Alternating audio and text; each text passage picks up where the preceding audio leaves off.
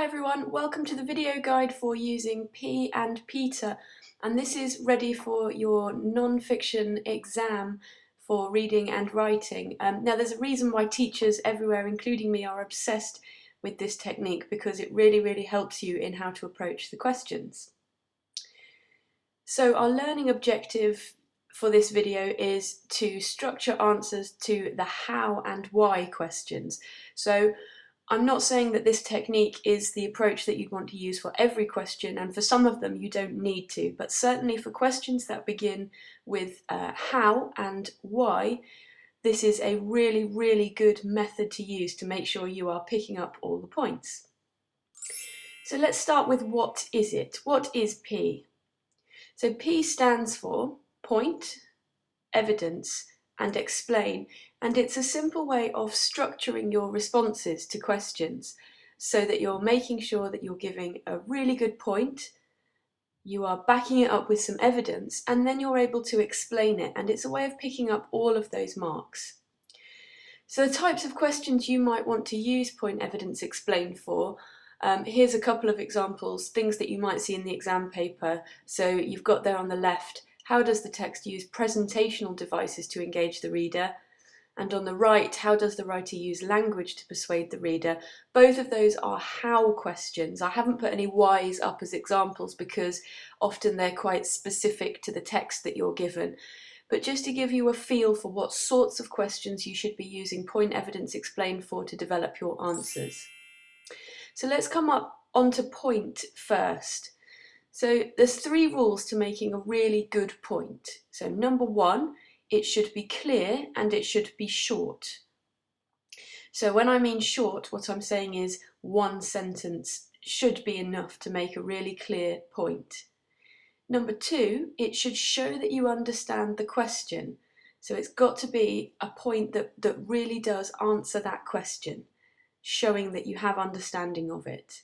And number 3, it should use question keywords. So when you get the question, to show that you're answering it, you should use keywords from the question to do that.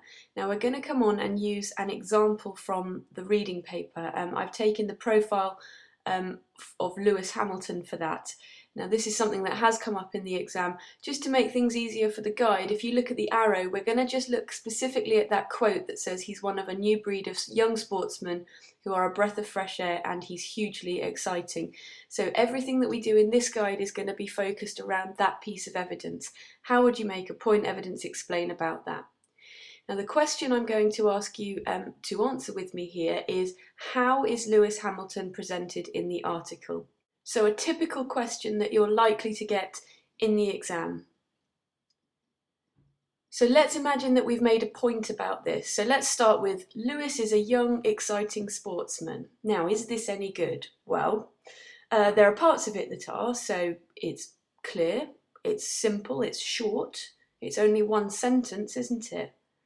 But does it really answer the question? Well, no, I don't think it does, because it makes it sound like Lewis is a person that you know. It sounds a bit strange, doesn't it? So how about this? Lewis is described as a breath of fresh air. So let's try something else. Now, is this any better? Well, no, not really, because what you've done here is used a quote, and that should be saved for your evidence section, shouldn't it? So that really probably wouldn't be any better in terms of answering the question. Now, alarm bells should be ringing in your head with this question when you get it. The question is a how question. How is Lewis Hamilton presented in the article? So that should be ringing alarm bells and letting you know you need to answer about the writer, not necessarily just the character. So let's try again.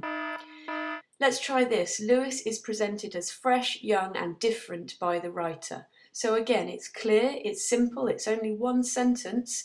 It uses the question keyword there, doesn't it? Presented. So the question keyword is used to answer the question.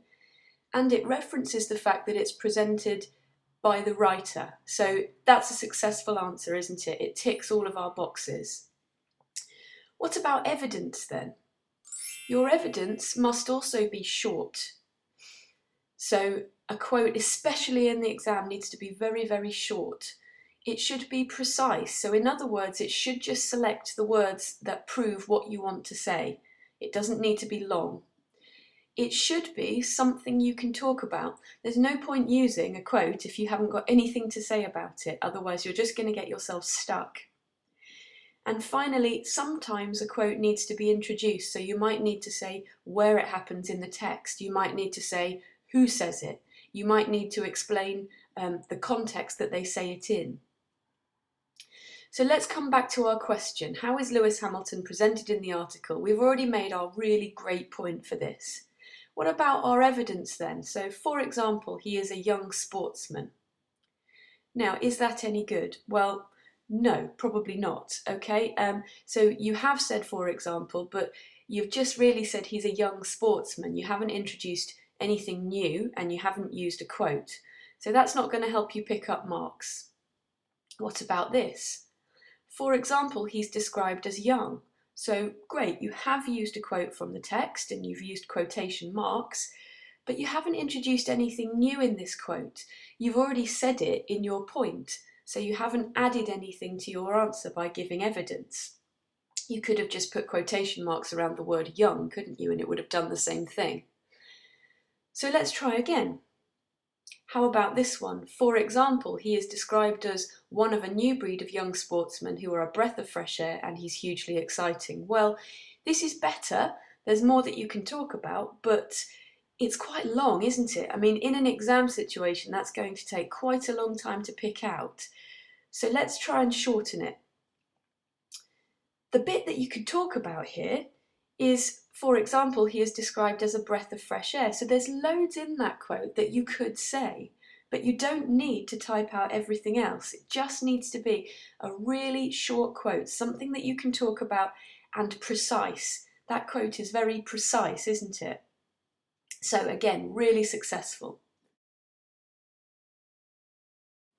Just to recap then, your evidence has got to be short, it's got to be precise, just the bit that you need. It's got to be something that you can talk about, otherwise what's the point of using it? And sometimes it needs an introduction. Moving on then, explain. So some rules for explaining. When you explain, you've got to interpret the evidence. So there's no point using a quote if you're not going to talk about it. And that's part of interpreting the quote. What does it mean? Number two, you've got to stay on topic. Often people go off and start talking about other things and it doesn't really link to your point and it doesn't really link to the question. So stay on topic. Number three, dig deeper. So that means picking out key words or powerful words that you can say more about. So really show that you understand the language. And sometimes it's about making links. So particularly if you're answering that comparison question, you might be making links. So let's look at this. This is our point evidence explained paragraph that we've been working on for this whole video.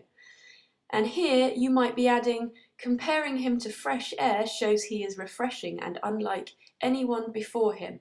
Now, that would be a perfectly good example of some really good evidence. So you're picking out key words, aren't you? Fresh air.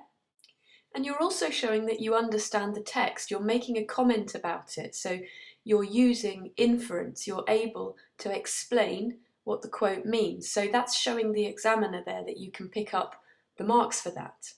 Now in the exam, when you're talking about a whole article, there might be other points that you can bring out. So there might be some links that you can make, especially for the comparison question. What about Peter then? Okay, so Peter really is your friend for those how questions. And Peter is just a couple of additions to point evidence explained. So Peter reminds you to also talk about any techniques that might be being used and the effect on the reader. So here, if we make this this is our point evidence explained paragraph, we can make this a Peter paragraph, okay? We have to make some simple changes because we haven't talked about technique here and we haven't talked about the effect on the reader. So how are we going to do that? Okay, if you look at what I've done to the explain, I've referenced the technique. So I've said using metaphor to compare him to fresh air shows he is refreshing and unlike anyone before him. And as a heading, grabs the reader's attention by challenging their ideas of what a Formula One driver might be like. So you've got the two techniques being used there, haven't you? You've got reference to metaphor, reference to the fact that it's a heading, but also the fact that it's grabbing the reader's attention and challenging their ideas of what a Formula One driver might be like. They might not be expecting someone fresh and young and different. So you're saying the effect on the reader. So Peter really is your friend. He'll do that work for you. If you remember to talk about technique, and if you remember to talk about the effect on the reader, then Peter will work for you in the exam, okay? You should be using him to your advantage.